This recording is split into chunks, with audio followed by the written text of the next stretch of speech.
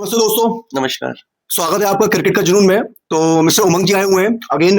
Second video हमारी इनके साथ है और कल जो मैच हुआ है इंडिया वर्सेस वेस्ट इंडीज का, उसके बारे में हम थोड़ा डिस्कस करेंगे। क्या क्या पॉइंट्स से, कौन से क्रूशियल पॉइंट्स पे मैच इंडिया ने अपने नाम कर लिया, और क्योंकि इंडिया अब जीत गया है तो वो सेमीफाइनल में पहुंच गया है। इंग्लैंड के खिलाफ मैच होगा वो, और वानखेड़े स्टेडियम में होगा। तो ईडन गार्डन का जो कल का मैच था, उमंग जी आपने कल देखा था मैच में आपको क्या क्या क्रूशियल पॉइंट्स लगे, आप बताइए थोड़ा सा मैच के बारे में। कि इनिशियली जो बैटिंग, सूर्या ने टॉस जीता और उसके बाद उन्होंने बॉलिंग करने का फैसला लिया ईडन गार्डन के मैदान पे, क्योंकि वहां पर चेजिंग बहुत इजी होती है। तो वेस्ट इंडीज की बैटिंग में वो क्या अच्छा लगा, क्या मतलब प्रोज एंड कॉन्स आप बताइए। सबसे मेन चीज तो देखो टॉस थी, जो आपने देखा इंडिया जीत गई जी। बॉलिंग तो करना था ही, अगर आपने देखा हो वहां पर सो मच मॉइस्चर था, ड्यू थी बेसिकली, आप कहना चाह रहे हो? हाँ जी। अच्छा, सो मच ड्यू थी, तो उससे थोड़ा इजी हो गया हमारे बैट्समैन के लिए। तो बेसिकली 60-40% था कि टॉस जीता इंडिया ने, बिल्कुल, तो 60 इंडिया हो ही गया था। बट जैसे ही उन्होंने ओपनिंग पार्टनरशिप करी वेस्ट इंडीज ने, तो उससे थोड़ा लगा डर, क्योंकि ओपनिंग पार्टनरशिप में कोई विकेट नहीं लिया, कोई विकेट नहीं गिरा था, बट थोड़ा स्लो पेस था। अगर वहीं थोड़ा तेज होता, साई होप की ने थोड़ी स्लो बैटिंग करी, जबकि वो कैप्टन थे। हो सकता है वो प्रेशर में आ गए हो कि भाई ये जो महंगाई का मैच है, तो इस चक्कर में थोड़ा वो प्रेशर में आ गए और उन्होंने सोचा बाद में पेस आउट करेंगे, बट वो उस तब तक टाइम निकल गया था। तो बेसिकली जैसे मेरे पास स्कोर कार्ड है यहाँ पर, मैं देख पा रहा हूँ पहला विकेट जो इंडिया का था वो 8 पॉइंट वेस्ट इंडीज का था, वो 8.5 बॉल पे गिरा था। 68 रन पे पहला विकेट वेस्ट इंडीज का था, जिसमें शाई होप के 32 रन से 33 बॉल्स में। नो डाउट वो 100 के स्ट्राइक रेट पे भी नहीं खेल पाए कल के मैच में, और क्योंकि वो कैप्टन है, और नो डाउट शाई होप बहुत अच्छे प्लेयर हैं, लेकिन कल इंडिया ने उनके सामने बहुत सटीक गेंदबाजी करी थी। बात करते हैं रोस्टन चेज की। रोस्टन चेज ना तो हिटर है, वो मूवेबल वाले बैट्समैन है, जो सिंगल डबल एक बाउंड्री लगा दी। लेकिन कल उनकी बैटिंग में उमंग जी, उन्होंने 40 रन मारे 25 बॉल में, जिसमें 6 बाउंड्रीज और एक 6 था। तो उनके बारे में आप क्या कहना चाहेंगे? क्योंकि शाई होप तो नो डाउट बहुत खराब खेल रहे थे, लेकिन उनकी पेस बैटिंग से, जो बैटिंग में उनकी पेस थी, उसने कहीं ना कहीं स्कोरबोर्ड को मूव करता रहा। हाँ, तो हो सकता है उनका प्लान हो इस तरीके से खेलने का कि भाई शाई होप अपना विकेट बचाएंगे और चेज अपना ताबड़तोड़ खेलेंगे। तो उसमें तो वो एक टाइम के लिए अगर आप देखें तो सक्सेसफुल हुए, क्योंकि इनिशियली विकेट नहीं गिरे थे। 9वें ओवर में जाके 8वें ओवर 9वें ओवर में जाके विकेट मिला, तो कहीं ना कहीं इंडिया के लिए फायदा, वेस्ट इंडीज के लिए फायदा हुआ। लास्ट में उनके पास बैट्समैन बचे थे, तो उन्होंने वजह से वो इतना 195 प्लस उन्होंने स्कोर कर दिया। बट हमारे बॉलर्स ने भी बहुत अच्छा काम किया कि स्टार्टिंग में उनको रोके रखा, अर्शदीप ने, अक्षर ने, और अगर आप देखें मेन बॉलर हमारा बुमराह, उन्होंने 2 विकेट लिए थे, 36 रन देके, जहां पर हर किसी का जो इकोनॉमी 10 प्लस जा रही थी, लेकिन उन्होंने बहुत अच्छा परफॉर्मेंस दी। और कहीं ना कहीं अक्षर पटेल की हमें तारीफ करनी पड़ेगी उमंग जी, क्योंकि अक्षर पटेल सो कॉल्ड ऑलराउंडर है, और कहते हैं ना कि ऑलराउंडर 2 तरह के होते हैं, या तो बैटिंग ऑलराउंडर होता है या बॉलिंग ऑलराउंडर होता है। लेकिन अर्शदीप को मैं पिछले 2 या 3 साल से उनको देख रहा हूँ, उनकी जो बैटिंग और बॉलिंग दोनों जो इंप्रूवमेंट हुआ है, वो एक वर्ल्ड क्लास का हुआ है। हाँ, वो अक्षर ने एक्चुअली रोहित शर्मा है जो मेन इनको बनाया है, मेनली अक्षर को। जैसे आपने देखा वर्ल्ड कप में, लास्ट वर्ल्ड कप में कैसे वो एज एंकरिंग उन्होंने पारी खेली, और बीच में आके विराट कोहली के साथ वो याद है फाइनल मैच साउथ अफ्रीका था, रोका, उसके बाद में ताबड़तोड़ मारा भी। तो वो जो पारी थी, तो 3 विकेट शायद इनिशियली गिर गए थे पावर प्ले में, तभी किसी ने सोचा नहीं था कि उस टाइम अक्षर पटेल आएंगे, बट अक्षर पटेल ने 40 प्लस रन भी मारे थे मेरे को, 50 नहीं हो पाई, बट बहुत ही अच्छा खेले थे। तो अक्षर पटेल का तो होना बहुत जरूरी है इस टीम में। Very nice, very nice. Second thing, मैं रोमन पावल और जेसन होल्डर की बात करना चाहूंगा। नो डाउट बुमराह ने अच्छी बॉलिंग करी, लेकिन उन दोनों की बैटिंग की वजह से 195 रन बन पाए। बिल्कुल।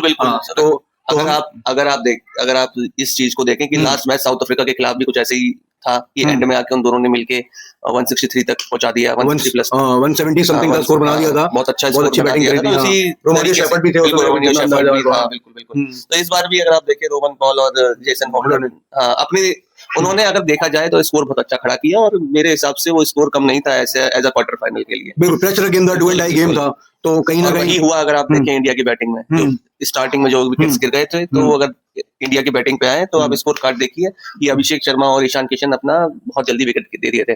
वो तो हमारे संजू सैमसन है जिसने कंट्रोल किया अपनी पूरे गेम को ही, मतलब ये समझिए जीते ही उनकी वजह से है। क्योंकि मैं भी देख पा रहा हूँ किसी ने भी 30 प्लस स्कोर नहीं किया उनके अलावा।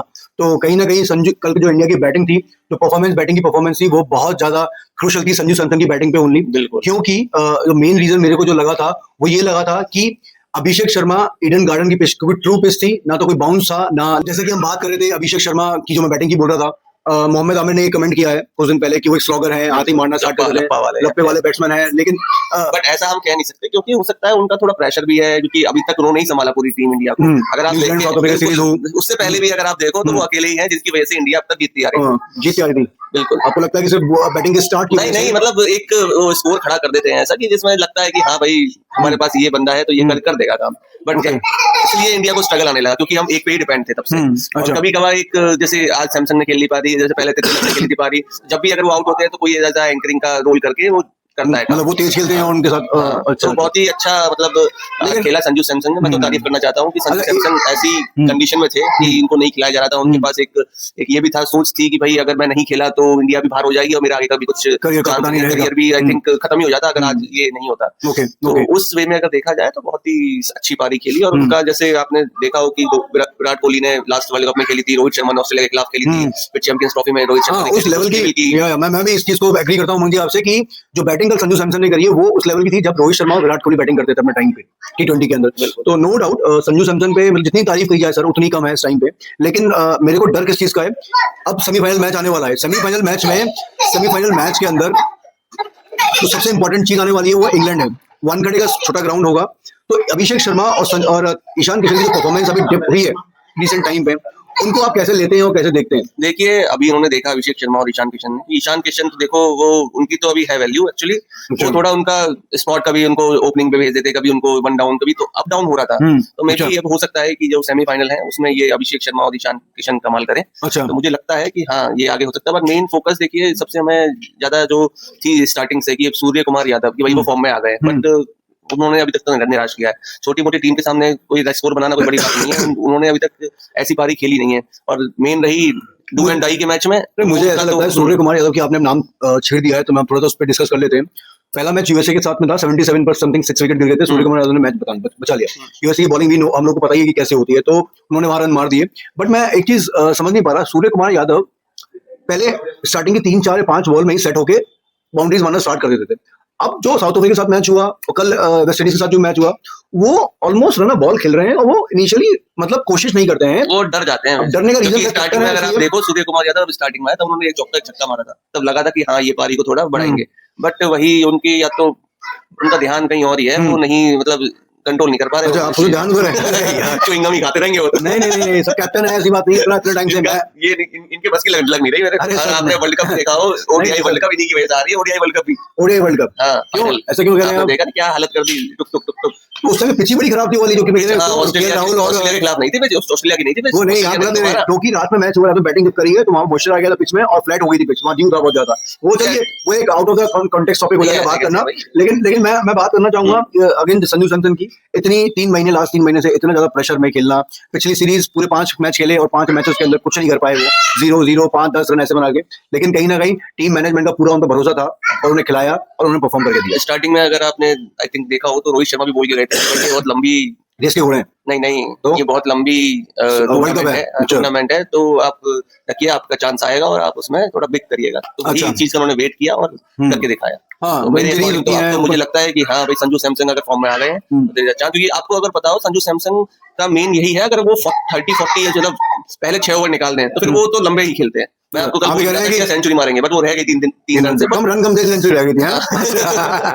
देखिए सर क्या बोल रहे हैं, रन कम थे तो इसलिए, रन तो बहुत थे सर। लेकिन मैं आपको बताऊं कि कल इंडिया जीता है वो कहीं ना कहीं ड्यू का बहुत बड़ा रीजन रहा है, क्योंकि उनके बॉल बहुत स्ट्रेट हुई है और टेक्निकल अगर मैं बात करूं स्पिन नहीं हुई है तो बॉल सीधी सीधी उनकी बैट में आई है। तो टॉस तो वो था ही 60-40 का वहीं हो ही गया था, क्योंकि वेस्ट इंडीज का स्कोर बहुत अच्छा था ईडन गार्डन्स ग्राउंड पे, बड़ा ग्राउंड था, ये भी नहीं कि मुंबई का वानखेड़े होकर बहुत छोटे से फ्लिक पे 6 आ रहा है, वहां पे आपको ताकत पूरी मारनी पड़ी थी। तो यही सब चीज थी। और वेस्ट इंडीज की बॉलिंग की बात करी जाए तो अच्छी बॉलिंग करी है उन्होंने, जहां पे मैथ्यू फॉर्ड बहुत 125-30 की रेंज में स्पीड है उनकी, बट उन्होंने 3 ओवर में कुल 22 रन दिए हैं। बट और जो अदर बॉलर्स है उन्होंने कुछ ज्यादा खास मेहनत नहीं करी। तो इसी वजह से कल इंडिया हमारा इंडियन टीम जो है वो सेमीफाइनल में आ चुका है। और हम लोग नेक्स्ट वीडियो बनाएंगे प्री मैच एनालिसिस इंडिया और इंग्लैंड के जो मैच होना है सेमीफाइनल का।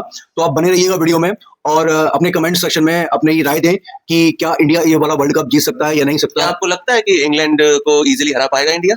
इजीली तो सर छोड़ दीजिए आप, बट आप लोग बताइएगा। इनका तो पता है आपको, ये लोग की तो ऐसे ही मतलब इजी नहीं है, वो है ये है। बट लास्ट मैचेस अगर आप देखें इंग्लैंड को बहुत अच्छी तरीके से पछाड़ा हुआ है इंडिया ने। आप बताइए, मुझे आपका पॉइंट चाहिए, आप कमेंट करके बताइए कि क्या जीतेगी इंडिया, क्या इजीली जीतेगी या फिर अच्छा खासा उनको कम्पीट होगा, कंपटीशन मिलेगा। ठीक है और कौन चलेगा आप ये भी देखिएगा, इंडिया में कौन चलता है इसमें। क्या आपको लगता है अभिषेक चलेंगे या आपको लगता है फिर से संजू सैमसन ही चलेंगे? कृपया आप कमेंट करके बताइए। चलिए सर मिलते हैं फिर आप लोगों से। ऐसे ही वीडियो को लाइक करें, शेयर करें, सब्सक्राइब करें और फॉलो करना ना भूलें। मिलते हैं नेक्स्ट वीडियो में। अंटिल देन जय हिंद।